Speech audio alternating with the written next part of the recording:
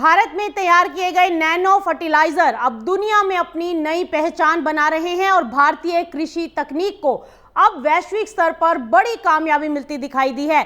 इफ्को का nano DAP अब Republic of Columbia में सफलतापूर्वक रजिस्टर्ड हो गया है। जी हां, और इसे भारतीय कृषि और सहकारी क्षेत्र की बड़ी उपलब्धि माना गया है। भारत की नई कृषि तकनीक अब सिर्फ देश तक सीमित नहीं रहेगी, बल्कि अंतर्राष्ट्रीय बाजारों में भी तेजी से अपनी जगह बना रही है।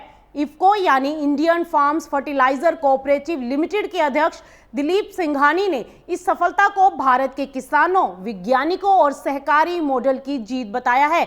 दरअसल कोलंबिया में नैनो फर्टिलाइजर के लिए पहले कोई तय नियम या प्रोटोकॉल मौजूद नहीं था। ऐसे में इफ्को के लिए वहां नैनो डीएपी को मंजूरी दिलाना आसान नहीं था।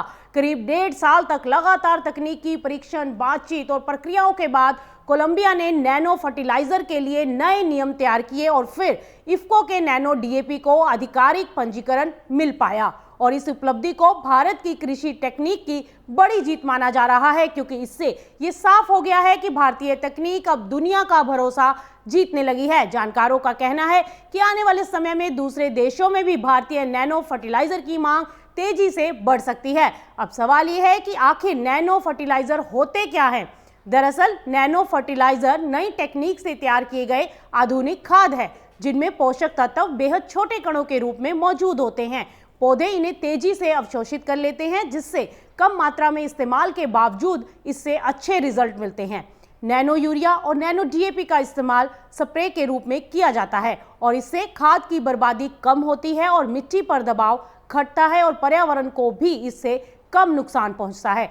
यानी अब खेती सिर्फ पारंपरिक तरीकों तक सीमित नहीं रही।